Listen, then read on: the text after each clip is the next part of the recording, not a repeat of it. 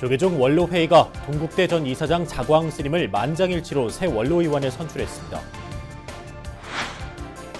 우리의 관광 경쟁력을 끌어올리기 위해서는 템플스테이 등 외국인 만족도가 높은 우리 전통 문화의 활성화가 필요한 것으로 지적됩니다.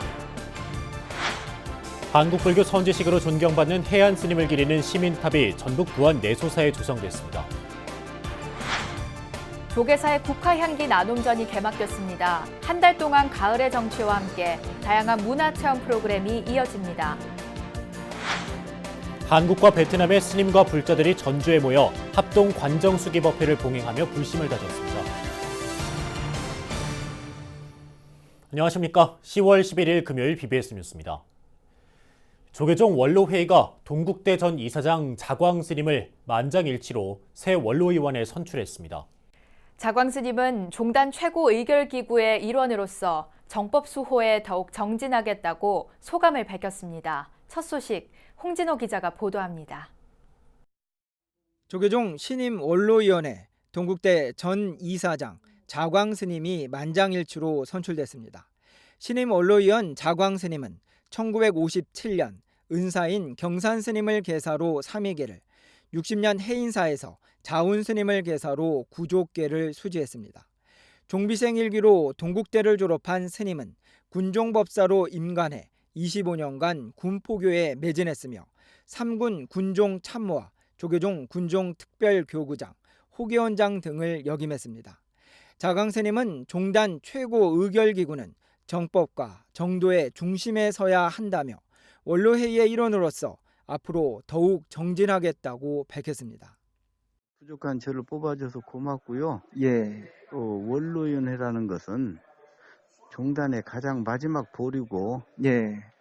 모든 정법, 정도의 중심이 서야 되거든요. 예. 그리고 모든 도덕이나 윤리의 기준이 돼야 되고 예. 또 그 원로위원들은 자비 집단입니다. 그게 그 위상에 맞도록 나도 이제 그 정진하고 열심히 또 노력을 해야죠.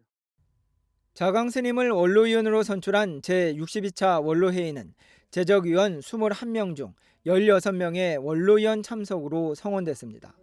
별도의 안건 없이 신임 원로위원 선출의 건을 다뤘으며 원로회 의장 등의 인사말 이후 곧바로 비공개로 전환돼 1시간 만에 끝났습니다. 지난 중앙종회에서 추천하여 상정된 자광 스님에 대한 원로회의 의원 선출의 건입니다. 오늘 회의를 원만히 회항할 수 있도록 원로 대종사님, 종사 여러분께서는 훌륭한 고경과 지혜로 뜻을 모아주시기 바랍니다. 원로회에는 총무원장 원행 스님을 비롯해 총무부장 금곡 스님 등 주요 부실장 스님들이 자리를 함께 백만원력 결집불사 등 집행부의 주요 사업을 보고했습니다. 선대들의 빛나는 지도력과 사부 대중의 치열한 수행 정진력으로 미래 불교를 향해 나아가고 있습니다. 종단의 각종 현안 불사를 차분하게 정리하면서 또 100만 원력 결집을 모아 내일의 기틀을 세우고 있습니다. 원로회는 조계종의 최고 의결 기구이며 원로위원은 승납 45년, 세납 70세, 법계 대종사급의 비구이며 임기는 10년 단임입니다. 자광 스님의 선출로 전체 원로위원은 22명으로 늘어났고 직할교구 원로위원은 부산 내원정사 조실 정년 스님과 함께 2명이 됐습니다. 원로위원은 교구별 1명을 원칙으로 최대 제적 인원은 25명이며 현재 신흥사와 화엄사, 관음사, 서운운사 원로위원은 공석입니다. 조계종에서 BBS 뉴스 홍진호입니다. 불교와 천주교, 개신교 등 우리나라 7대 종교인들이 한자리에 모이는 문화축제가 펼쳐집니다. 한국종교지도자협의회는 내일 서울 청계광장에서 사람이 있는 종교란 주제로 제22회 대한민국 종교문화축제를 개최합니다. 특히 내일 오후 5시부터 열리는 공식 행사에서는 종지협 대표이장 원행 스님의 개회사와 박양우 문화체육관광부 장관의 축사에 이어 종교 지도자들이 함께 무대에 올라 화합의 세레머니를 펼치게 됩니다.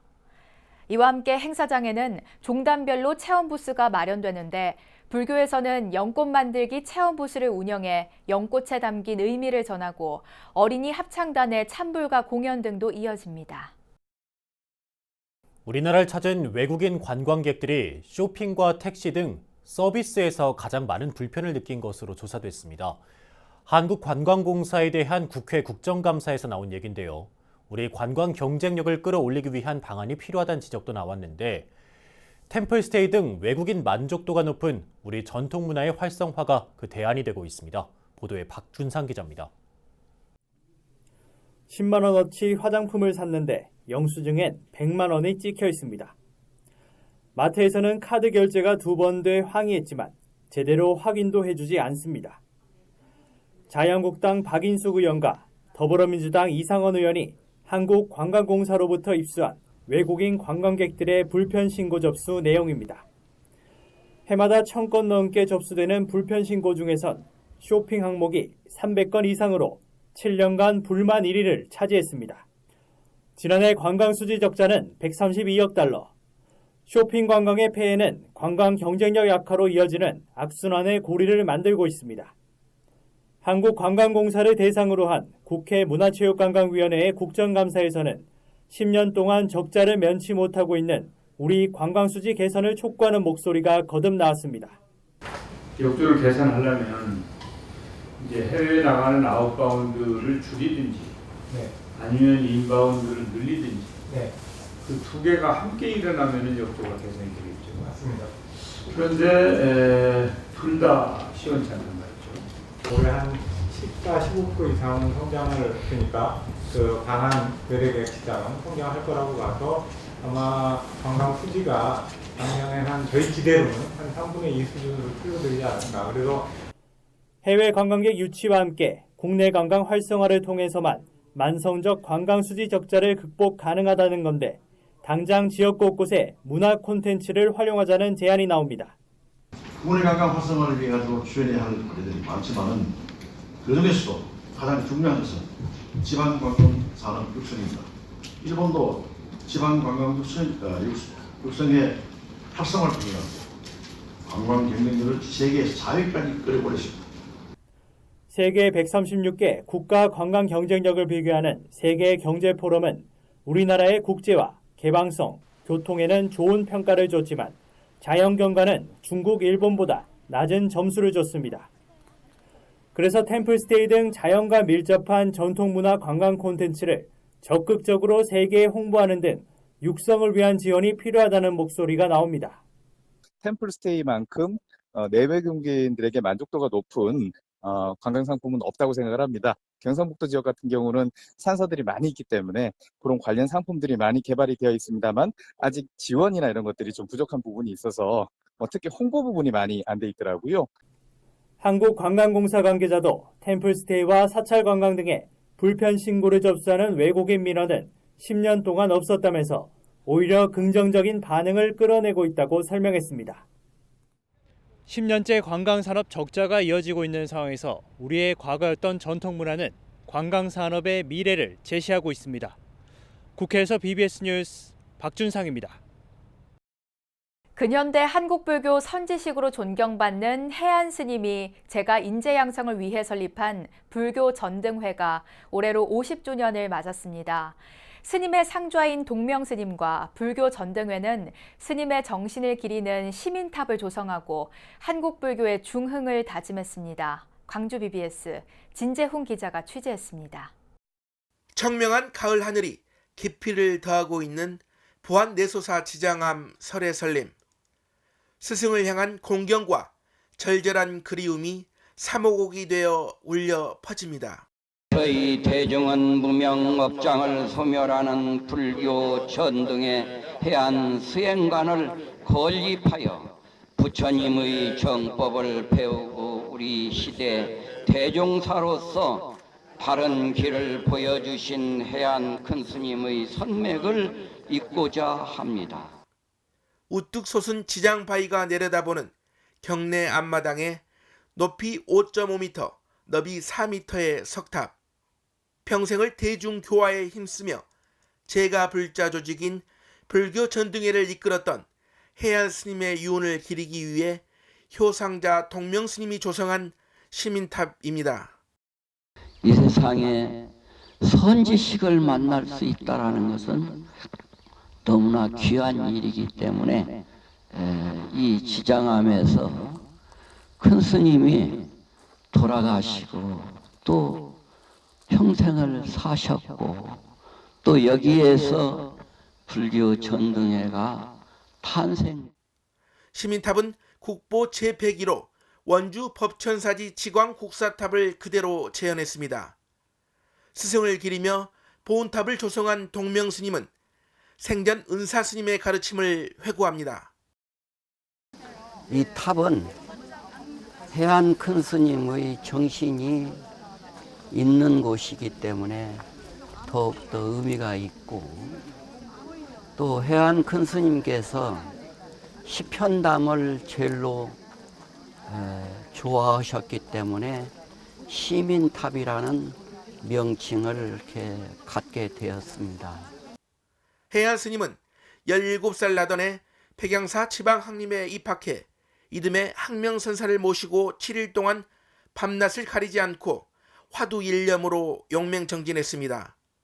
또한 중국 북경대에서 신학문을 배우는 등 여러 선지식을 친견하고 탁마를 더하며 정진의 고삐를 늦추지 않았습니다. 1932년 부안 산내면 암암리에 계명학원을 설립해 문맹 퇴치운동의 선봉에 섰으며 불교 전등의 대종사로서 오직 참선을 수행의 지침으로 삼고 전법의 등불을 밝혔습니다. 스님은 1950년 6.25 전쟁 이후 설의 설림 지장암에 주석하면서 외부의 출입을 끊은 채 선정산매에 들었습니다. 엄숙하게 길어진 의례에 이어 펼쳐진 탑돌이, 꼭두 새벽부터 먼 길을 달려온 불교 전등의 사부대중은 석가모니부를 염송하며 탑주기를 돕니다. 한적한 가을 산사의 정치와 사부대중의 탑돌이 행렬이 함께 어우러져 장관을 이룹니다. 자신을 범부로 낮추며 평생을 문맹 퇴치와 하와 중생의 보살도를 펼쳤던 해안 스님. 장엄하고 웅장한 탑으로 화연해 부처님의 가르침을 일깨워주고 있습니다. BBS 뉴스 진재훈입니다. 가을을 부르는 국화꽃 향기가 서울 조계사에 가득 찼습니다. 조계사의 국화향기 나눔전이 개막돼 깊어가는 가을의 정취를 느낄 수 있는 문화 행사와 다양한 체험 프로그램들이 한 달 동안 이어집니다. 류기환 기자가 취재했습니다. 짙은 가을 향기를 가득 품은 국화가 도심 속 전통사찰 조계사 경내를 가득 채웠습니다. 형형색색의 가을 국화가 뿜어내는 매력은 시민들의 메마른 감성을 촉촉히 적셔주기에 충분합니다. 올해로 9회째를 맞은 조계사 국화향기 나눔전 10월 국화는 10월에 핀다더라가 개막식을 시작으로 한 달간의 축제 일정에 돌입했습니다. 조계사 국화축제는 이제 종교를 떠나서 서울 시민과 외국인, 관광객도 찾아와 즐기는 도시 속 힐링 축제가 되어가고 있습니다. 또한 조계사 국화축제는 도시와 농촌을 잇는 도농상성의 축제의 자리입니다. 우리나라의 대표 국화 재배지인 전남 한평군과의 결연으로 시작된 조계사 국화축제. 농촌에서 정성껏 키운 색색의 국화를 서울 도심 전통사찰에 전시하면서 도농 간 상생의 의미를 널리 알리고 지역을 대표하는 문화축제로 자리 잡았습니다. 국화는 우리 한평군에서 농민들이 여러 달 동안 정성껏 그렇게 키운 꽃이죠. 그러니까 그 정성을 생각하면 정말 사랑스럽고 아주 귀한 그런 존재인데요. 국화는 10월에 핍니다. 그런데 한편 국화는 11월까지도 계속 핍니다. 우리가 오늘 조계사에서 한평 국화전을 하고 있습니다만 18일 날 한평 국향 대전을 현지에서 또 합니다. 이번 축제에서는 부처님 생애를 테마로 한 국화 조형물들을 선보여 방문객들의 발길을 불러 모았습니다. 부처님 탄생과 깨달음, 초전법륜, 열반에 든 모습 등을 재현한 작품에 많은 이들의 관심이 집중됐습니다. 국화가 만들어낸 장엄한 화엄 세계의 매력에 진한 국화꽃 향기가 더해져 불자와 시민들은 낭만과 추억이 가득한 가을의 감성에 취했습니다. 부처님 제자들하고 부처님 그쪽 광경이 조금 멋있어요. 그리고 요 일주문 입구에 국화들이 너무 멋져요. 가을이 이제 짙어가고 있구나, 가을이 이제 정녕 왔구나 하는 생각도 있고요. 이와 함께 족에서는 지적장애 학생을 위한 특수교육기관인 한평영어학교에 장학금 300만 원을 전달해 나눔 실천에도 앞장섰습니다. 올해 국화향기 나눔전은 다음 달 11일까지 계속되며 야경 템플스테이와 도농상생 대축제, 어린이 미술대회, 국화꽃 등 만들기 대회 등 다양한 문화행사도 함께 열립니다. BBS 뉴스 류기환입니다. 한국불교대학 대관음사가 경북 경주 간포 세계명상센터 산중마을 일주문 낙성식을 봉행했습니다. 일주문은 폭 6m, 높이 8m로 민흘림 기둥에 조선 중기 다포 양식의 맛배 지붕으로 조성됐으며 특히 단청 불사에는 대관음사 회주 우학 스님이 직접 참여해 불화등을 그려넣어 그 의미를 더했습니다. 백천강물이 바다에 들어가면 다 바닷물로 하나가 되듯이 우리가 다 하나가 돼야 되는데 그런 상징적인 뜻이 이 일주문에 있어요. 그래서 일주, 이 일주문 안에 들어오면 다 마음의 평화가 다 이루어지고 이것이 잘 보존되어서 또 집에 가셔서도 늘 평화, 그 마음을 늘 간직하기를 바랍니다. 일주문 낙성식은 우학 스님과 남다나 총동문회장을 비롯한 전국 도량에서 모인 신도 1,500여 명이 참석한 가운데 진행됐습니다.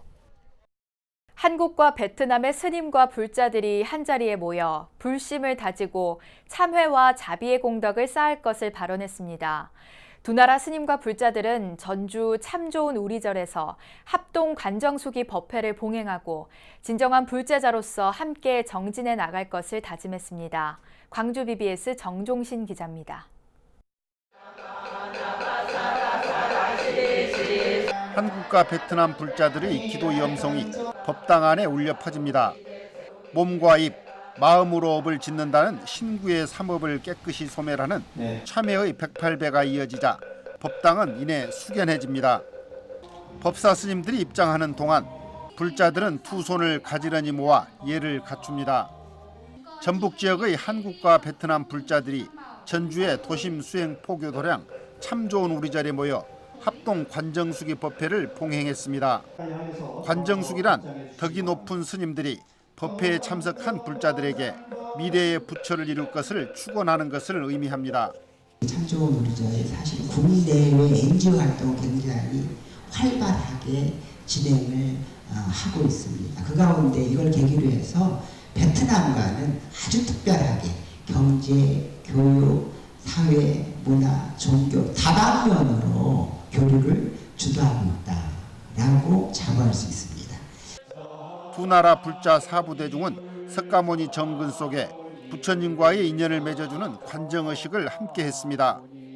한국 스님들은 베트남 불자들에게, 베트남 스님들은 한국 불자들에게 청정수와 꽃비를 뿌리며 청정한 몸과 마음가짐을 주문했습니다. 관정수기 받을 때마다 나쁜 짓을 했으면 다 참회되고 새로워지는 느낌이 듭니다. 이제 제가 이걸 받고 이제 착하게 살아야겠다고 이제 생각해요. 태고종 전북 종무원장 진성 스님은 두 나라 불자들에게 모두가 같은 불제자로서 불심을 더욱 돈독히 하기를 서원했습니다. 여러분들이 여기서 부처님을 믿고 성불 하려면은 열심히 기도해야 된다. 진심을 다해서 기도했다. 정향, 정성을 다해서 계율을 지키고 해양, 정성을 다해서 내 몸을 태우는 듯한 향한 자루를 부처님께 올렸을 때가 바로 해탈향이 됩니다. 특히 한국 불교가 낯선 베트남 불자와 유학생, 결혼 이주 여성들에게 이번 관정수기는 한국 불교 문화를 새롭게 체험하는 기회를 제공하는 등 특별한 의미로 다가왔습니다. Như vậy, giữa cộng đồng người Phật tử Hàn Quốc và Phật tử Việt Nam được gần gũi hơn nữa, có nhiều pháp hội diễn ra hơn nữa để hiểu nhau hơn, để cùng nhau tu học. 한국과 베트남 불자들은 이번 법회를 통해 참회와 자비의 공덕을 쌓아 진정한 불제자로서 거듭날 것을 다짐했습니다. BBS 뉴스 정종신입니다.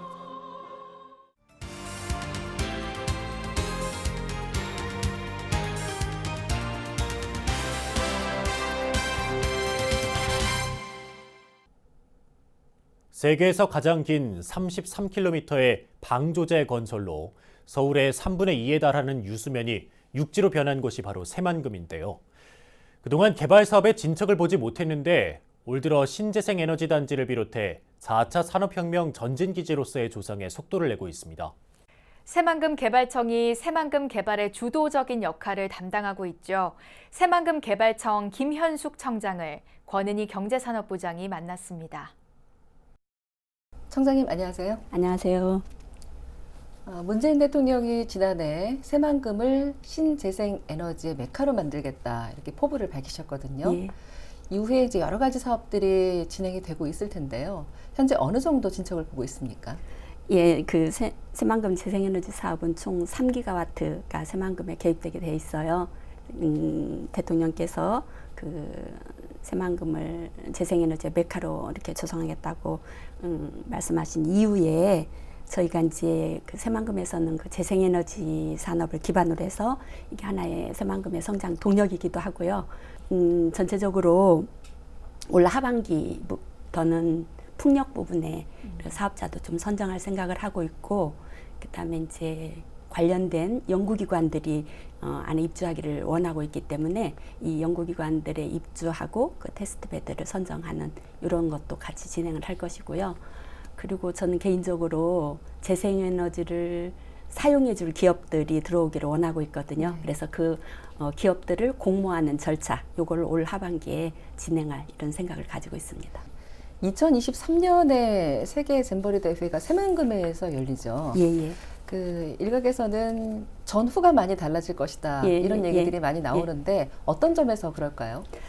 저희 이제 개발 속도를 높이기 위해서는 그 기반 시설을 완공하는 것이 가장 기본이거든요. 그런데 이제 그 기반 시설, 대부분의 기반 시설의 완공 시점을 저희가 2023년으로 잡고 있어요. 왜 그러냐면 그 행사를 개최를 해야 되기 때문에 그 이전에 완공시키자라고 하는 것으로 속도를 좀 높여놓은 것이죠. 그래서 이제 안에 간선도로, 동서남북의 간선도로도 2020년과 23년에 완공될 것이고, 그 다음에 이제 새만금에서 전주까지를 연결하는 고속도로가 있는데 이 고속도로도 23년에는 완공이 될 겁니다. 2023년 잼버리 대회를 전후하면 그걸 기점으로 해서 웬만한 기반 인프라는 전부 완성이 될 것이고, 이게 완성이 되면 개발 속도는 빨라질 것이다. 이렇게 확신을 하고 있습니다. 네. 새만금의 한중 경협단지 조성이 추진되고 있지 않습니까? 예. 한중 경협단지 성격을 우리가 어떻게 봐야 되고 또 조성이 됐을 때 예상되는 기대 효과는 어떻게 말씀해 주실 수 있을까요? 새만금은 그 한중 FTA 체결하고 연계해서 한국 측에 지정한 유일한 그 한중 산업 협력단지 이렇게 말씀을 드릴 수가 있겠는데요. 우리나라에는 한 군데고 중국에는 3군데가 지금 지정이 돼 있습니다. 그래서 이곳은 한중의 차관급 협의회하고 한중 경제장관 회의 등의 정부 간 협력 채널을 통해서 시범 사업을 추진할 이런 계획을 가지고 있고, 만일 이게 활성화가 된다라고 할 것 같으면 물론 전라북도 일대의 경제 활성화에도 기여하겠지만 대한민국의 경제 활성화에도 기여할 수 있는 그런 중요한 기능이다, 이렇게 생각을 하고 있습니다. 새만금에 카지노 등이 포함된 복합 리조트 건설이 추진되고 있지 않습니까? 찬반 시각이 엇갈리고 있는데 보다 신중한 검토가 필요하지 않을까 하는 생각이 드는데요. 그래 저희가 좀 신중하게 좀 접근하고 있는 이런 상태인데, 향후에 민간 투자 유치 이후에 좀 사업이 구체화되면 그 단계에서 그 세부 조성 계획이 수립되는 과정에서 여론도 수렴하면서 상황을 보면서 전라북도가 긍정적으로 발전할 수 있는 방향이 어떤 것인지를 생각하면서 결정을 하도록 하겠습니다. 새만금개발청의 첫 여성 청장이시거든요. 예. 그런 만큼 또 책임감도 막중하다라게 생각이 되는데요. 그 여성 청장으로서 임기 내에 꼭 이루고 싶은 목표가 있다면 끝으로 말씀해 주시죠. 저희가 이제 재생에너지라고 하는 것이 큰 주제가 됐기 때문에 지금 그 단기적으로는 그 재생에너지만을 사용하는 기업들을 유치하는 아리백 특구라고 하는 것을 좀 조성을 해서 이게 재생에너지 관련된 기업들을 유치하고 그다음에 이 재생에너지를 가지고 이 산업 생태계라든지 전기차 부분에 이런 관련된 산업을 좀 재생에너지 연관 산업으로 저희 새만금의 그 산업의 방향을 좀 틀었으면 하는 생각을 하고 있는 것이 첫 번째고요. 네. 저희 새만금 전체 녹화 사업을 통해서 녹색 환경도시 조성의 어떤 기초를 좀 닦았으면 생각을 하고 있습니다. 네, 새만금이 앞으로 우리나라의 미래의 성장 동력이 될 수 있도록 많은 역할을 해주시기를 기대하겠습니다. 네, 그렇게 하겠습니다. 오늘 말씀 고맙습니다. 네, 감사합니다. 조계종 신임 원로의원의 자광 스님이 선출됐습니다. 동국대 종비생 1기이자 1세대 군승법사인 자광 스님은 동국대 이사장 재임 시절 미화원 사태 등 학내 갈등을 여법하게 해결했는데요. 조계종의 최고 의결기구인 원로회의 의원으로서 종단의 안정과 발전에 많은 역할을 할 것으로 기대됩니다. 이상으로 10월 11일 금요일 BBS 뉴스를 마칩니다. 여러분 고맙습니다.